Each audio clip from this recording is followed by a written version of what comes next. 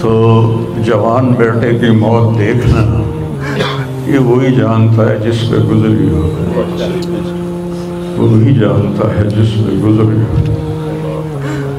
میرے مقدر میں تھا، میں نے ہمیشہ دعا مانگی، یا اللہ مجھے اولاد کا صدمہ نہ دکھانا، یہ ہمیں اٹھا کے لے جائیں، ہم انہیں نہ اٹھائیں۔ لیکن اللہ کی تقدیر وہ غالب ہے اور ہمیں اس پر راضی ہونے کا حکم ہے۔ میرے نبی کی دعا ہے، اللہم انی اسألک الرضا بعد القضاء، یا اللہ تو اپنی تقدیر پر مجھے راضی کر دے۔ تو بالکل ہم راضی ہیں، میرے سارے خاندان والے راضی ہیں، لیکن جو ایک زخم لگا ہے وہ بہت گہرا ہے، وہ اتنی جلدی بھرے گا نہیں۔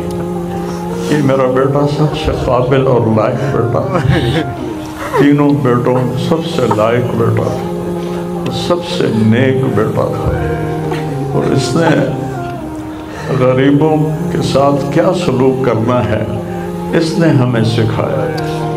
غریبوں کے اس نے دل خرید لیے تھے، ان کے ساتھ بیٹھ کے کھانا کھاتا تھا، ان کو اپنی قیمتی گاڑی میں بٹھاتا تھا۔ جو لوگ اپنی گاڑی کے قریب کسی کو نہ گزرنے دیں، وہ ان کو انہی گندے کپڑوں کے ساتھ، جہاں ایک پاگل رہتا ہے وہ میلے کچیلے گندے کپڑے پیشاب بیچ میں کیا ہوا اس کو اٹھا کے اور اپنی گاڑی میں بٹھاتا تھا۔ وہ ساری سیٹ خراب ہو جاتی تھی، لیکن وہ اس کو اپنی فیکٹری میں لے جاتا، پھر نائی کو بلا کر اس کے بال کٹواتا، اس کو نہلاتا، اس کے کپڑے بدلواتا۔ اس پورے گاؤں میں وہ پاگل صرف ایک شکل کو جانتا ہے اور ایک نام کو جانتا ہے۔ وہ نام تو پکار نہیں سکتا تھا، کہتا میاں میاں میاں۔ یہ صرف ایک اس عاصم جمیل کو وہ جانتا ہے، جو آج ہم سے رخصت ہو گیا اور یہاں ہم بے بس ہیں اور اللہ کی تقدیر پر ہم راضی ہیں۔ اور السعید من وعظ بغیرہ، موت سے اپنی موت کو یاد کرنا چاہیے کہ ایک دن میرے اوپر بھی یہ آئے گا اور میرا بھی سانس نکلے گا اور زندگی کا دھاگا ٹوٹے گا۔ یہ اس بچے نے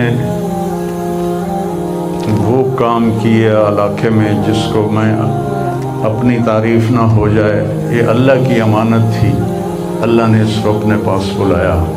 لیکن بہت کم والدین کو ایسی اولاد ملتی ہے، بہت کم والدین کو ایسی اولاد ملتی ہے، اور اسے جوانی میں اللہ نے بلا لیا۔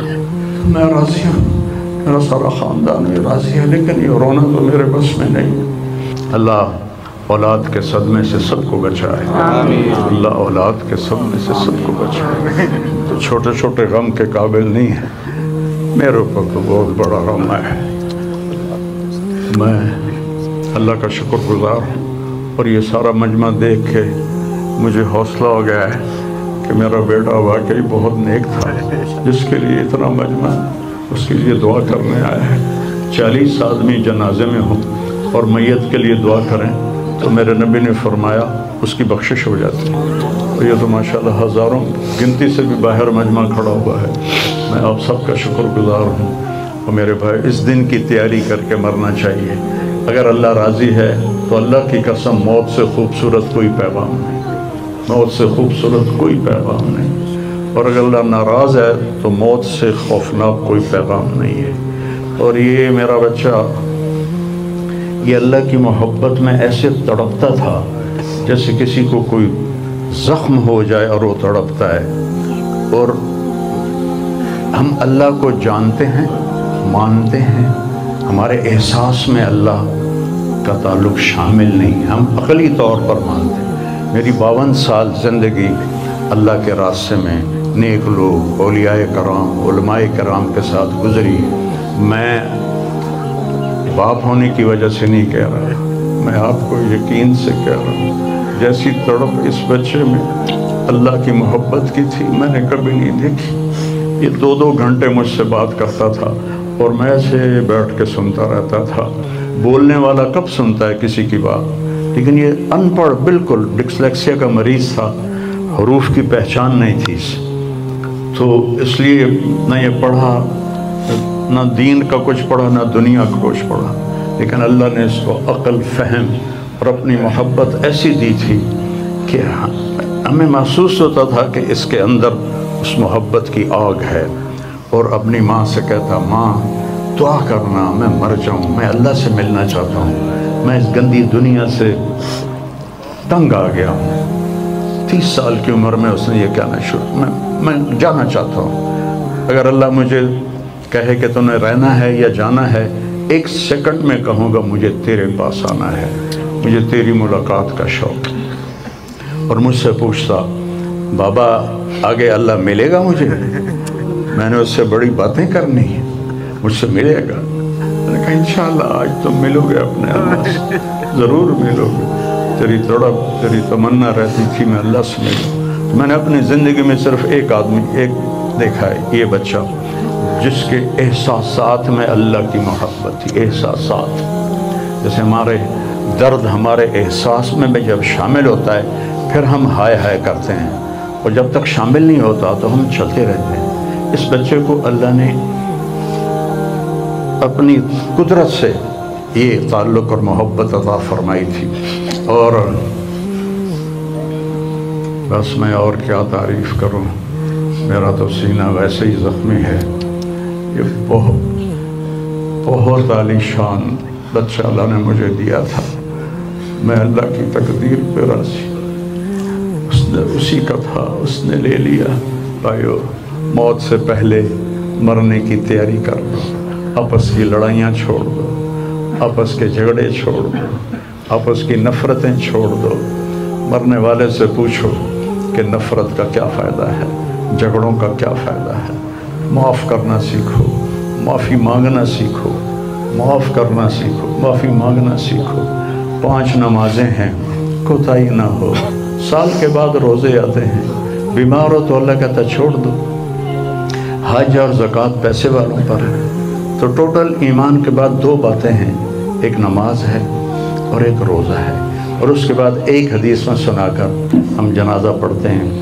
मेरे नबी ने फरमाया 4 बातें सीख लो मुझसे, 4, अब 5वीं भी नहीं, 5वीं नहीं, 4 अंगूठा ऐसे करके कि 4 बातें मुझसे सीख लो तो फिर दुनिया भी तुम्हारी है, आखिरत भी तुम्हारी।